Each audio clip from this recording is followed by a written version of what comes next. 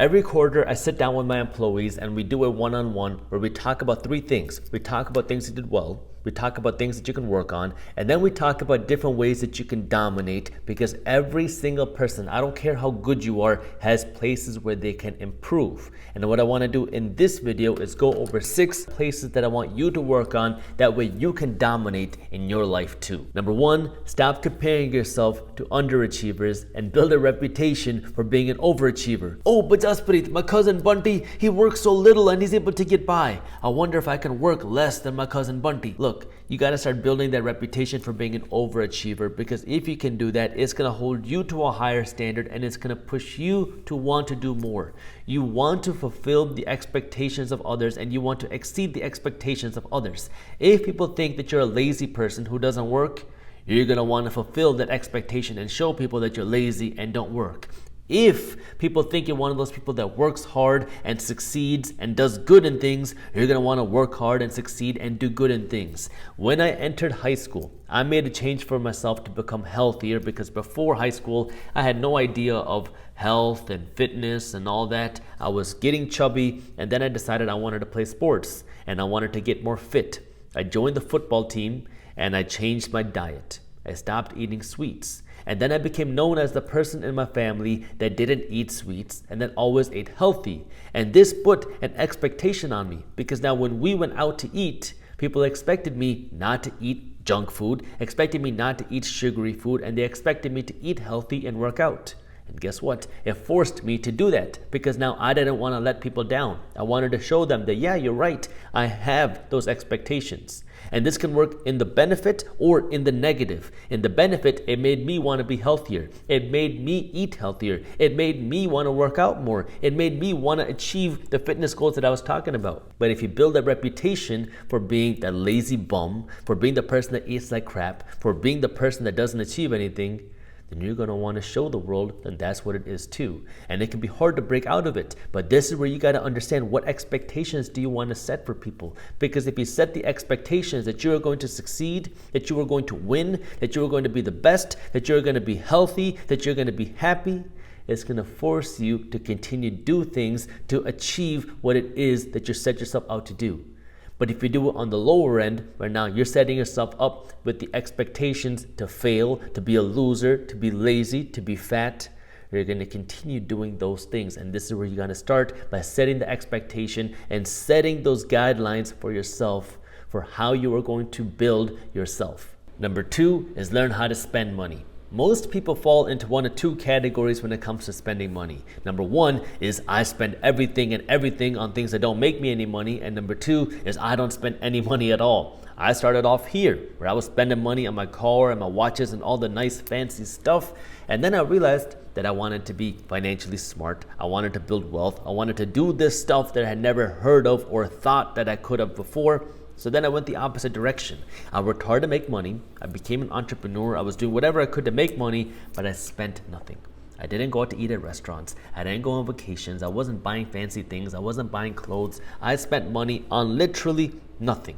Unless I needed it to survive, I wasn't going to spend money on it. And what most people's definitions of needs were my definitions of wants. If I had holes in my shoes, people would say that I needed a new pair of shoes.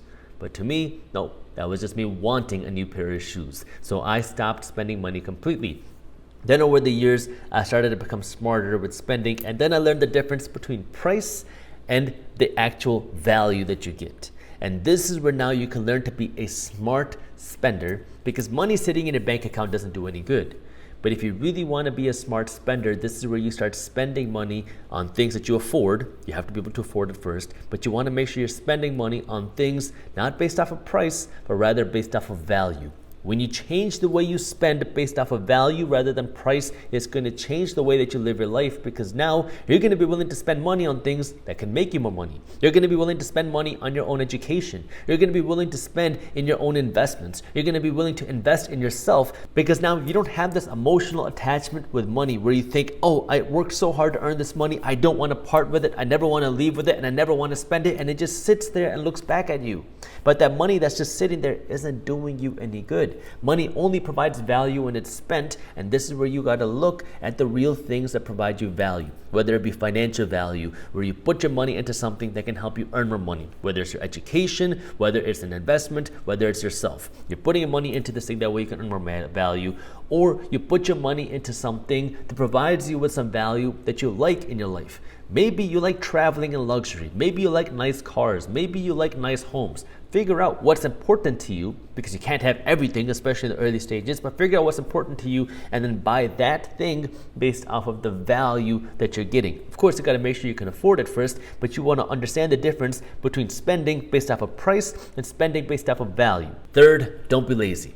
We don't have control over everything in our lives. You might not be the smartest person. You might not be the richest person. You might not have the most experience. You might be young to the game. But one thing that you can control, that is in your hands, is how hardworking you are and how lazy you are. If you are lazy, it is going to make it extremely difficult, no matter how smart you are, no matter how talented you are, to beat somebody who is not lazy. When I started off on my entrepreneurial journey, I had no experience. I didn't have $1 million in my lap. I didn't have parents encouraging me. I didn't have people supporting me. I was doing everything that I did in secret. I didn't even know what the term entrepreneurship was until I got to college. No one told me that I could be an entrepreneur. No one told me that I should be an entrepreneur. I had to do this all in secret. But one thing that I did have was my work ethic. I knew that if somebody was going to beat me, it wouldn't be because they were going to outwork me. And that was the one thing that kept me going, because I was willing to put in work when nobody else was. I was willing to wake up early. I was willing to stay up late. I was willing to work on weekends. I was willing to work on holidays. I was willing to work at any time, because that was one thing that I knew that I had the advantage of. I wasn't the smartest person. I knew people who had way more money than I did. I knew people who had parents who were rich entrepreneurs, who knew how to do business. I knew people who had everything in their lap. But the one thing that allowed me to succeed was the ability to work. And that ability to work allowed me to learn more. It allowed me to earn more. It allowed me to figure things out more. And it allowed me to shorten the time span to figure it out. Because what most people took a year to do, I was able to do in 6 months, maybe even 3 months, because how aggressively I was willing to work. If you have shortcomings, if you feel like you don't have all the other advantages, the one thing that you can do is change how much you work. Because if you fall into that trap of doing what other people are doing and saying, it's okay to be lazy, it's okay not to work that hard, it's okay to do this and that. Look, at the end of the day, if you're not willing to put in the work, somebody else will, and they will beat you. And you got to decide if you're going to be the person who's going to put in the work or not. Let your results speak for you. The smaller the dog, the bigger the bark. When we feel insecure about something, we feel the need to try to cover up this insecurity by doing something else. And we see this in so many different instances of life. I remember back when I was in college, I used to host parties, college parties. I was an event planner.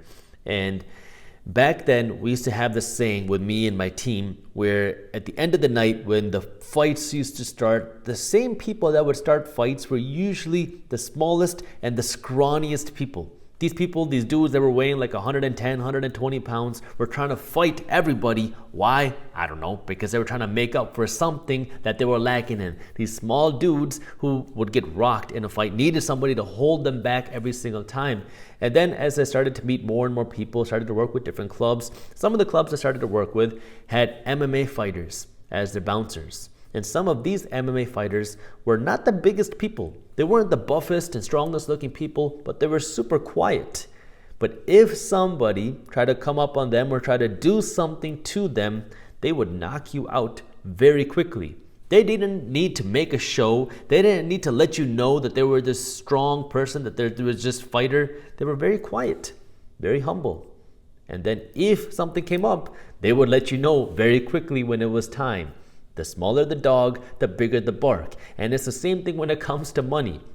You see it where if somebody is insecure with the money they have, they're insecure with where they are financially, what happens? Sometimes people say, you know what, I don't like this and I'm going to go completely hide and I'm just going to be away from everybody. Sometimes people say, I don't want people to see me driving around in a beat down Toyota Camry. So I'm gonna go out and finance a BMW. That way I look like I made it. I'm gonna go finance some Gucci. I'm gonna go finance some Louis Vuitton, which puts you even deeper into that financial hole because you can't deal with the insecurity of people realizing that maybe you don't have money. Or maybe you're putting your money to work into an investment, you're putting money to work into your business, and so you don't want to go out and splurge on these nice things. Or maybe you just don't want these nice things. But we create all these thoughts in our mind, we become insecure, and now all of a sudden, we start doing these impulsive things, we start spending money we don't have to buy things that we don't need just to show off. That way it looks like we made it. And this puts you even deeper into that hole. And this is where now I want you to work on ignoring the show and work on the actual results. Let your results speak for you. If somebody's upset with what you did at your job, don't talk about how hard you worked. Don't talk about how many hours you put in. Show the results. Show them what you did. Either you succeeded or you didn't succeed. Focus on the numbers. Focus on the results. And do whatever it takes to get you there. Even if that means you got to make temporary sacrifices right now. Stop feeling bad for yourself. Don't talk about the effort. Don't talk about the work. Don't talk about how you tried. Talk about whether you did it or didn't do it. Number 5, expect less from others and expect more from yourself. There's this thing in the Indian culture, especially the traditional Indian culture, where people count gifts. They look at how much money somebody gave you for your birthday or for your wedding or for whatever, and then they expect you to give them the same amount back. You got to keep on tally. Oh, John gave me $50, Bunty gave me $100, and then when the next event comes for this person, you're going to give John that $50. You're going to give Bunty that $50 or $100 back. Whatever he gave you, you're going to give them back. And it creates all these expectations where if somebody doesn't give back what you gave them, now people get upset. Now people get angry. If you give more, now people feel like you're trying to show them up or do whatever. And this is where don't worry about what other people do. Focus about what you do. Focus on you. Give what you're able to give, not based off of what people give you. Do what you are able to do, not based on what people do for you. If you want to help others, do it with the intention of helping others. Don't do it with the intention of trying to get something back. If you want to work hard, do it with the intention for you working hard, not so you can just show it off on Facebook or Instagram or Snapchat that you're working hard. If you're trying to hit the gym and you're trying to get in shape, do it with the intention of you getting in shape, not just so you can show it off to your friends on Instagram that you're trying to work out. Do what you're trying to do for you. Don't do it for expectations from others. Don't do it for likes. Don't do it to get clout. Don't do it for all those other things. Start doing things for you. Expect nothing from them. Expect it from you. Because if you can please yourself, well, now you can live a happy and fulfilled life. And you're going to be able to do whatever it is you want to do to get whatever it is that you want, because you're not doing it for everybody else. You're doing it for you. But it starts with you understanding why you're doing it. Because if you're doing it for the likes, you're doing it to make people happy, you're doing it to get something in return, you're doing it for the wrong reasons. Do what you got to do for yourself. It's going to leave you much less disappointed, and it's going to allow you to continue working on you instead of working just for everybody else. Number 6, learn to stick with it. This is very hard for entrepreneurs, because what you see with a lot of entrepreneurs, especially younger entrepreneurs, is you try to do everything.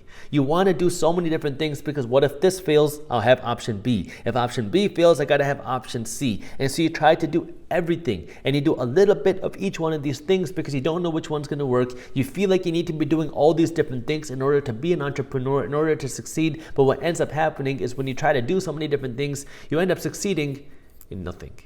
And this is where you got to be willing to commit. You got to be willing to commit to one thing first. Once you can dominate that one thing, now it's going to be much easier for you to go off and do so many other things. Look, I started off with a lot of different things. I was an event planner working at these college parties. I used to work at weddings. I used to do wholesaling real estate. I was a real estate salesperson. I used to do some stuff on the internet until I got my stuff in order and I started focusing on one business idea. I wasn't able to really see the success that I wanted.